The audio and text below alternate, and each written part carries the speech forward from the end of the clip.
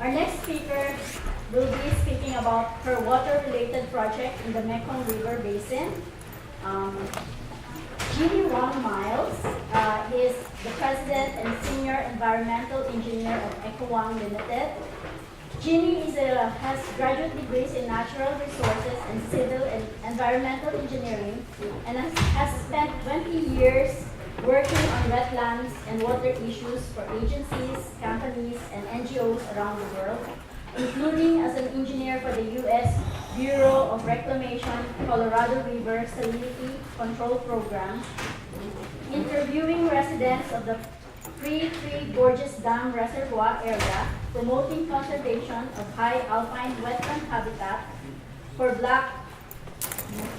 blackneck cranes in Yunnan province, and facilitating local participation of environmentalists in the UNDP Tumen River area development program while founding Pacific Environment China program.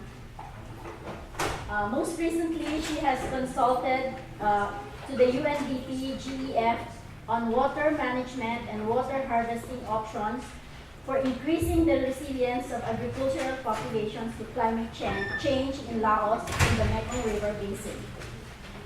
Locally, she is working with communities and agencies on restoration opportunities for people and fish in the San Leandro Creek watershed.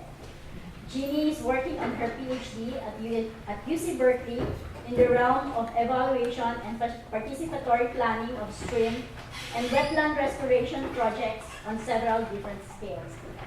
Please welcome Jeannie. I'm an environmental science, an ecologist, an environmental engineer, and a mother.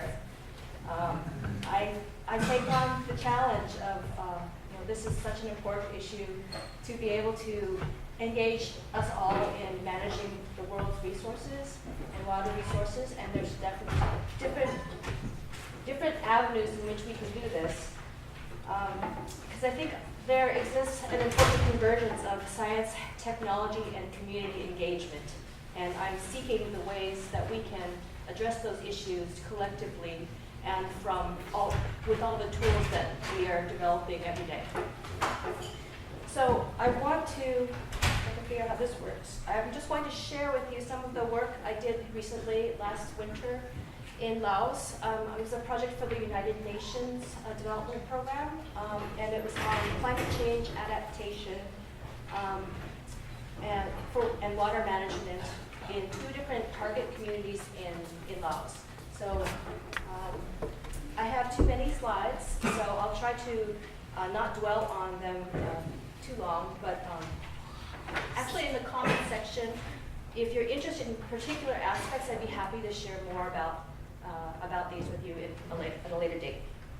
So one of the first things I did in this, I spent 2 months in Laos, but before that I spent 2 or 3 months developing a GIS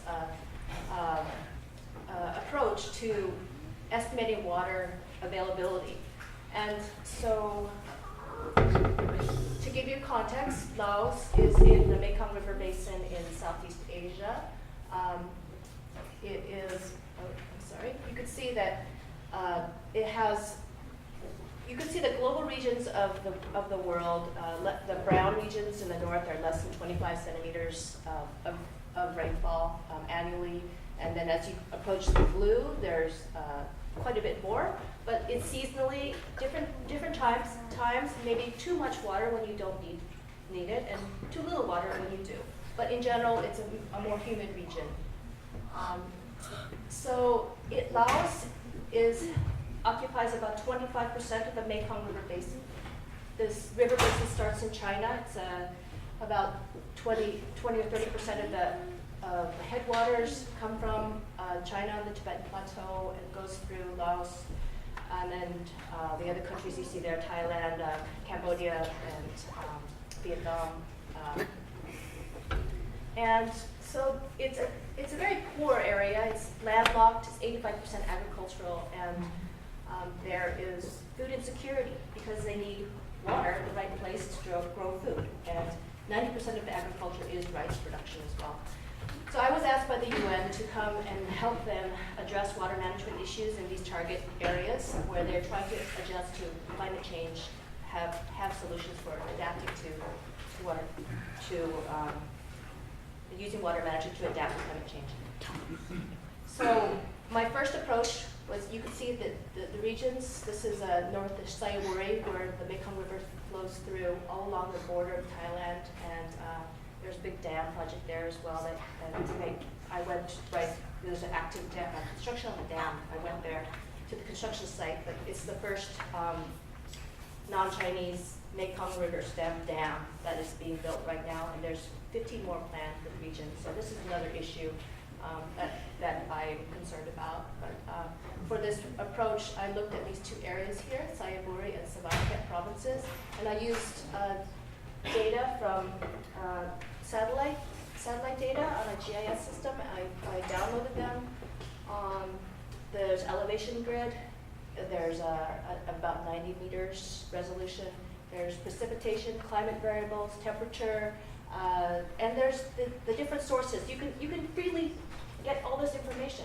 So if you're working in a place in the world that doesn't have data, you can actually go to the satellites and get the data you need to help make some of these decisions and help do some of the analysis. So that's what I did. And so when I showed up, they were very surprised that I had all this information already at my fingertips for the project. But I developed a watershed and stream network delineation, which involves a number of different steps in GIS, hydrological, different spatial analyst tools. And I don't know how many of you are familiar with it, but I think GIS and GIS technology is becoming more and more important, and different ways that we can access information, process it, analyze it, and share it. So from this, I would also like to share the information, web-based tools as well, to engage the community and also to inform them and also solicit their input. But this, just last week, I was at the ESRI the conference, the GIS conference, and they've just developed a tool that you can, at a click of a button, instead of the laborious process I went through, you can actually develop your digital elevation map and create a stream network and a watershed, delineate the watershed.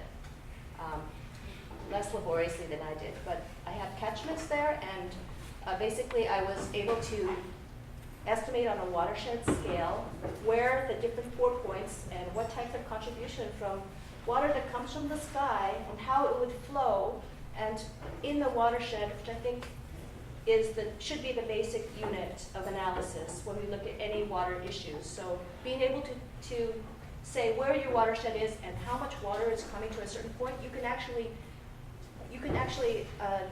just select a point and it'll delineate the watershed above it. This one as well. This identifies an area in my study area, which represents 203,000 grid cells, which is 1,600 kilometers. And you could do this all from information that you've collected from the satellite. So in order to see how much water we have at a certain point, I use a very simple analysis. I use precipitation minus evapotranspiration. Evapotranspiration is the amount of water that's taken up by plants and then put that into the atmosphere.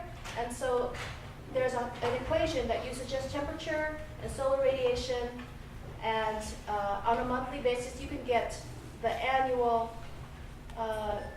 evapotranspiration that's estimated for a particular region in the world.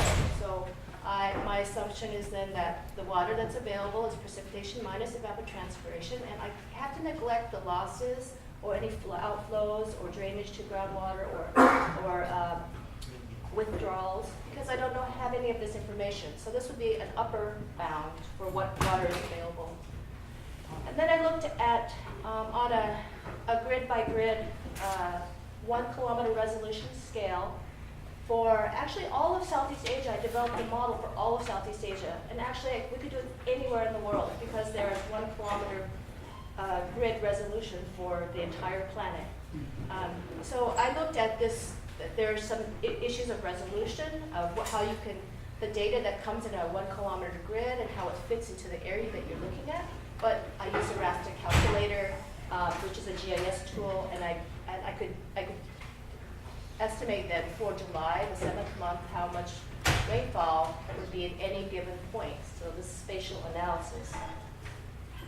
And I developed a model that would take each of the grid cells that I cared about and each of the months that I cared about and each of the parameters and the equations and the data that I need, and then in the end I would get a mask for evapotranspiration. I would get one for every 1 square kilometer pixel, then for all of Laos. And this is Laos, and it's by this equation down here. Okay, oops. And then I predicted water availability by each month. And this is the information I'm using for the next phase of my project. This is all of Laos, and these are the areas that have a lot of rainfall, at least in August, and they're a little bit less, and it comes from precipitation minus evapotranspiration. I wanted to look at how much water is available per agricultural output, but I didn't have data on agriculture, so I used population, a proxy for how much water is available per person in a given area. So this became my water supply index, and I have a water per capita analysis then, where you can see then which areas are more stressed. The darker areas would be more stressed, and the bluer areas are less stressed. What's the unit? It's water per capita. It would be millimeters per person. Annual. And actually, this is relative. You can just see I wanted to use the specific numbers for water harvesting projects in the region. And these are the regions that the UN asked me to look at. It's in Sayaburi and Savannakhet. So the annual average precipitation is 1,600 millimeters and 16 in both places, but it's temporally and spatially divergent. So it's whether that can be used. I compared it to local rainfall gauges, and I thought it was pretty good. It's like within 10% of the annual, if you use the satellite data, and if you use the actual rain gauges, so when they exist, the numbers turn out well enough to actually do projects. So it's 10% for Sayaburi, maybe up to 20% off, especially in the rainy season, as a maximum precipitation in Savannakhet. Let's see. So the conclusion of this part, and I have like 3 sections that I want to just share with you, and I'm sorry if it goes too fast, but I think that satellite technology, GIS, and spatial analysis is an important tool to address any of the resource problems that we have. Louder. Excuse me? Louder. Hard to hear. Okay. Just turn So the next section of this project I did in Laos was water harvesting, and I looked at different water harvesting opportunities. So it's the water that falls from the sky, and collecting that. And so I wanted to give a slight review of globally, this is a water planet that we live on, but actually 97% of that is in the oceans, which is salty, and 2.5% is fresh water. But of that, 87% of that's frozen. You can't really use it, ice and snow. And 12% of it is groundwater. So the groundwater resource, you need energy to pump it out. So the actual fresh surface water that we use is only 0.8% of the 2.4% of the fresh water. And of that fresh water, there's only about 45% of that, or half of it, is in lakes and reservoirs. 23%, or a quarter of it's soil moisture, a quarter of it is in animals and plants, 5% of it's in the atmosphere, so it's when we're talking about rainwater, that's what we're collecting and using as a rainwater harvesting system. 1.5% in the wetlands, and 0.6% is in the rivers and streams that we dam and divert and reuse. So actually, we only use 0.01% of the world's fresh water is in lakes, rivers, and wetlands, and that's what we're trying to use. So of course, we don't know how to. We're learning every day how better to use it and not to abuse it and not to pollute it. So this this is residence time. There's the water cycles through. I don't really need to dwell on this, but basically the hydrologic cycle is one drop of water stays on our planet and cycles in different forms for eternity. So what we're doing, what this project is doing is then trying to intercept some of the rain that's coming from the sky and capturing it and using it before it runs into the lakes or groundwater or the ocean. So sustainable water harvesting for me is that it can be applied in many different situations, it's inexpensive, and that it can be easily installed and maintained by the local people, and that the people want it, that it's desired by the population. So that would be sustainable in that we can use it and that we want to use it. There's 3 types that I talk about, and there's one is a rainwater harvesting system from a rooftop catchment, and the other is from a ground catchment, and the other is from a rock river and a weir. So I outlined some of the possibilities and some of the, there's a lot of people working on different types of systems. So this, maybe I'll just flip through these a little bit quickly, but basically you have a catchment system, you have the roof. You have to be concerned about what type of material the roof is made of. So if there were contaminants or not. You would know whether you would want to store the water underground or above ground, and what type of containment structure, large or small, or fitting to which population, what type you would use, what type of local materials are available, who can get involved with building it, how much does it cost. And you can compare the different types of materials and what's available. These are tanks that are, cisterns of 1,000 liters that are used in Thailand. And between 1978 and I think the Thai government instituted a 20-year, in 20 years they went from 0 to 20,000 of these tanks, these urns that were available. They're called ongs. And so since Laos is right next to Thailand, we thought this would be a possibility and easy to construct in the field and have locally. I look at different types and sizes of tanks and the costs of them, what type of collection system you would need, how you would need to filter and take out any types of pollutants or leaves, screens.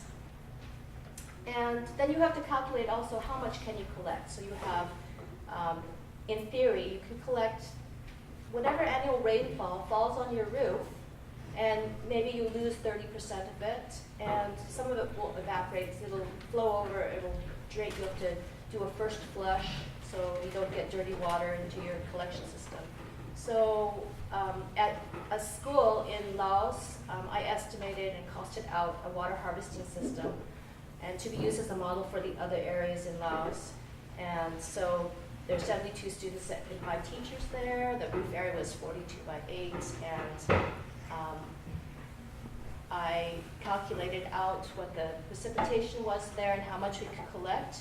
And by that, it's very simple. You can do it too. You try to estimate and calculate out your rainwater harvesting system. You can take your calculator down and try it.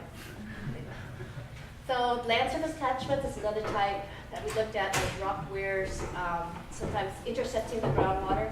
And one of the things I was trying to avoid, though, is too much diversion of the scarce river resources that we have. These are some of the ground catchment systems that they may be wetlands or they just may be ponds that were built in Laos. So these are all photos that I took. And they're used for different things, for livestock, and make recommendations for livestock, for aquaculture, and these here are floating ponds, floating fish culture. So in areas that flood a lot, you could actually keep you could grow fish without them escaping. So we made different recommendations, like for this area here that floods up to 1 meter, and the school's all shut down, and there's very little agriculture that can occur because of it. Sometimes in different places in the world that are more arid, you would want to be able to capture as much water to recharge your groundwater resources. And this is a picture of an area in Ethiopia. And let's see, I had another one, but these are GIS maps of the area that I was in and all the points that we went to, and I did a GPS training for the local counterparts. Because I think that spatial analysis could be a key to solving some of their problems, or at least looking at them. They have irrigation systems as well. This is a beautiful canal that was built with the support of a nonprofit, and they want to expand the production areas related to it. The other area is in Savannakhet in the south. The area we looked at was in a river floodplain, and it floods every year, and so they were looking to us for solutions for how to manage their water, since there was too much of it during the rainy season and still not enough during the dry. One of the solutions they had in this area was to build this rock weir, so a dam catchment that actually created a lot of erosion along the banks and the gabions that they have. I mean, it's this idea that we can engineer whatever we want to provide whatever we want it, at a certain time. And it's not always true. And you can see that this reservoir is right now it's useless. It doesn't have any water. So no one calculated out how much was available at that time, or even coordinated with other agencies to see how much would be diverted from the river for other purposes. So that's why I think spatial analysis and coordination among agencies and people is important.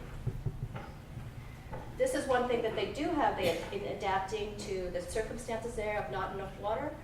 They start to grow vegetables instead of rice. Rice takes 5 times as much water, and vegetables takes a little, but you have to be, you could see vegetables, beans, and they can earn a profit, and this is charcoal. So there's different things that people can do in small farms, vegetables, or other sorts of technologies, maybe ecotourism, maybe something other than rice.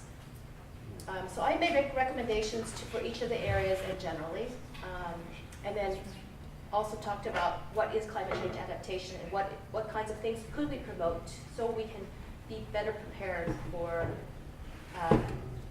uncertainties in water availability. And let's see, so the features would I say that the water harvesting can be sustainable if it is adapted to the local conditions and the local community is involved. So this now is the last part here, and I'm going to be a little bit more esoteric. It's not about the water harvesting project or the project I did in the UN, but it's in general of everything is in a river. The river runs through it. We are in a watershed. We all belong to a watershed, and we all should be concerned about the things that happen within our watershed. So these are the top 10 largest rivers, and the Mekong River you can see is the 8th longest. The Mississippi and the Yangtze are the 6th and 7th, or the Yangtze is the 4th. So there's a lot of water in the rivers of the world, even though it's just 0.01%, and it's an important resource for us. So I spent some time at Lake Baikal in the 90s, and it has a quarter of the world's fresh water in this one lake. So it's a critical resource. I'd say that this is one place where transboundary, protection and engagement with people could really, help with better solutions to maintaining the environment and supporting people.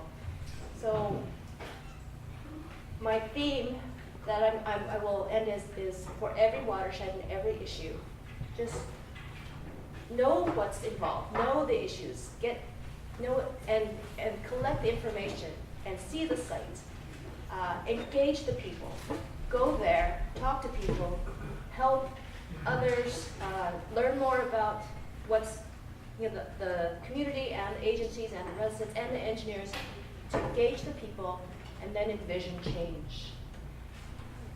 For the Tumen River area, it's another area I worked on in the 90s, where the United Nations first started a development program.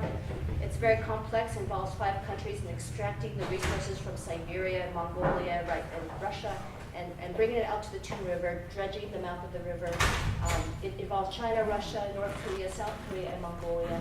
A huge issue, but so I worked on this from an NGO perspective, involving local environmentalists and local people.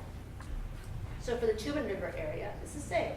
Know the issues, know where they're extracting timber, what wildlife is there. That's the bridge that connects Russia and North Korea, standing on the Chinese side. There's Siberian tigers in that area.